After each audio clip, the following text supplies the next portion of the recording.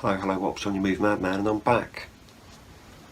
And today we've got a different kind of video for you today. A couple of weeks ago, probably now, I did Rosemary's Baby and Apartment 7A versus The Omen and The First Omen, and someone suggested that I do this video as well, so I'm going to do that. Today we're going to talk about Doctor Sleep versus The Shining.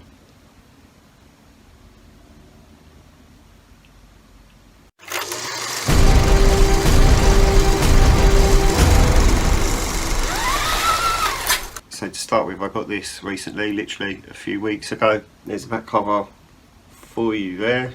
Yeah, it's a brand new release of it. I do already own it in 4K as well, but one of my friends has got that at the moment. He borrowed it about 2.5 years ago. I'm still waiting for him to watch it and return it, but we won't go there. So we're going to take the plastic off of this. Bit of a weird plastic wrapping, but I don't think it really matters. Let's take it off. Well, that was easy. Have a look at the inside as well, yeah? Let's do that. Cool, so you got 4K disc on the side here and a Blu-ray as well. The Blu-ray has the director's cut on it, but you don't get the director's cut on the 4K disc, which is a little bit annoying, but there are quite a few editions of films that do that. You get the theatrical version in 4K and then you get the director's cut on the Blu-ray. I don't know why they do that. It's a little annoying, to be fair. It's like when I got Tropic Thunder, you only got the theatrical cut, didn't even get a director's cut in there. Of course, 2 Blu-rays as well, so director's cut and the theatrical version. That's exciting, isn't it? And then a nice little image behind there as well. And then behind the J card, there's another like that. That's quite clever, isn't it? Smart, right?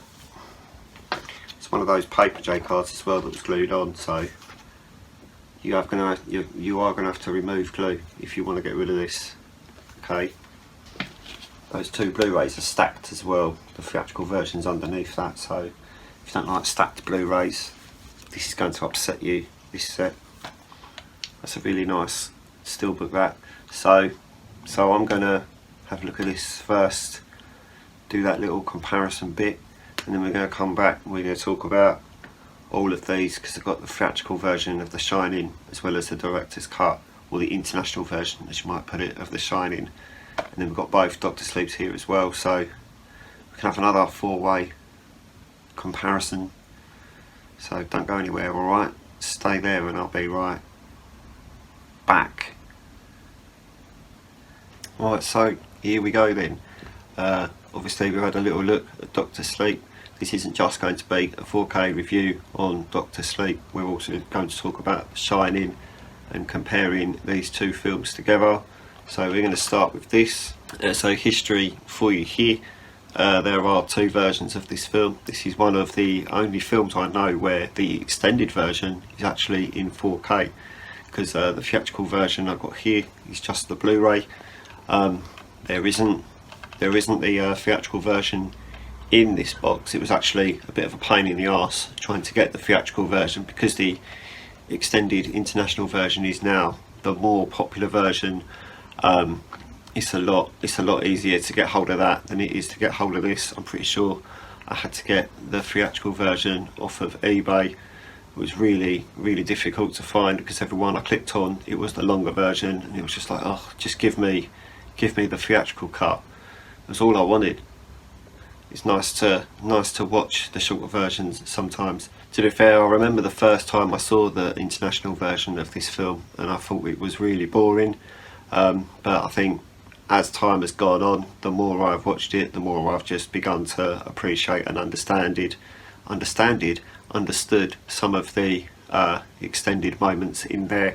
It does explain a few more details that you hadn't really thought about that aren't in this version. And then we move on to this. Now, the theatrical version is the only version that's in 4K. You can't get the director's cut in 4K unless you get it digitally. I've got the digital version in 4K of the director's cut, but that's literally about as exciting as that gets. The director's cut is in this set on the Blu-ray. which is really annoying. I wish they'd have put it on the 4K disc as well. If there's a digital copy of it, why can't they just put it on the disc and do an even more special version? I don't care, I'd still get it because I'm a mug like that. From what I remember, there's just a lot more conversations, a few more story details, bits of extended violence. A lot of extensions are in the director's cut of this. It is like half an hour longer, or 28 minutes if you're gonna be a bell end about it. But yeah, all in all, it's a much. I felt like the director's cut was a lot better. I preferred how it was edited and how the film was split into chapters, whereas they don't do that in the theatrical version. The pacing of the director's cut, even though it's longer, it felt like it was quicker than the theatrical version.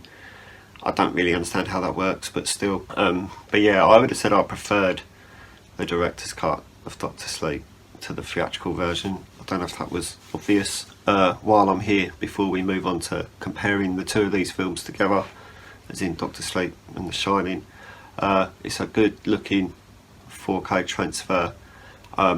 It looks really good, the theatrical version on the disc. I do have both of them in 4K digitally, so I did have a look at the Blu-ray in here, the theatrical version on the Blu-ray, and compared that, and it does look better. So if you're looking to upgrade, then it does look better in 4K. Just so you're aware, it has Dolby Vision and Dolby Atmos, as does The Shining have Dolby Vision and Dolby Atmos as well. So they both have those really cool things that you're looking for in a 4K. So to be fair, they're not really films that you compare, considering Doctor Sleep is a sequel to The Shining. There's that side of it. You don't really compare it, do you? Doctor Sleep was even written as a book. It's not like they forced the sequel. The book was written years later by Stephen King as well, so he did write it. I really liked Doctor Sleep, to be fair. I really liked how they set it in the same universe that Stanley Kubrick had built for The Shining. There are apparently, at the end of the book of The Shining, they burn down the hotel. I don't know, I've not read the book, but apparently the hotel is burnt down at the end of The Shining. But they obviously, in the book, that's going to continue on into Doctor Sleep. In the book of Doctor Sleep, I hear they don't actually go back to the Overlook, whereas they do in the film. So it's kind of like a respectful sequel to what Stanley Kubrick did, but it's also a respectful sequel to the book. From what I hear, Stephen King absolutely hated this version of The Shining and he preferred Doctor Sleep, and also obviously he understood that it was a sequel, a movie sequel as well as a book sequel. Does this make sense? I hope it makes sense. I would never go as far as to say Doctor Sleep was better than The Shining. The Shining is probably pretty sure it's in my top 3 films, top 5. It's in my top 10. It's definitely up there in my top 10. I'm pretty sure it's my number 2, to be fair. It must be my number 2. I don't know, my top 69. There's 69 films in there, so learning that off by heart is quite interesting. I'm not going to do that because it changes all the time. Anyway, I really like both of these films, to be fair. Doctor Sleep is a really good looking film. So is The Shining as well, actually. The Shining is probably one of my favourite 4K transfers from older films, just because of how good it looks. Doctor Sleep is obviously a newer film, but still looks incredible as well. So they're both incredible films. They both play off really well together, as well as ignoring the book and following the book a bit more. I think the man who directed Mike Flanagan, is it? Something like that.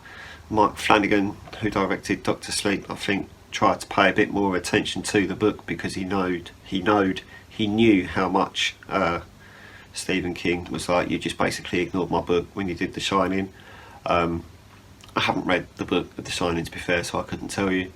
Yeah, I'm just gonna stop. So yeah, there's a little comparison for you there. I mean, like I said, they're not really films that you compare, but yeah, good movies all around, and you like a good film, don't you?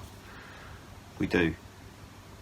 I'm gonna go anyway. If you could like this video and subscribe to the channel if you haven't already, and I'm gonna fuck off.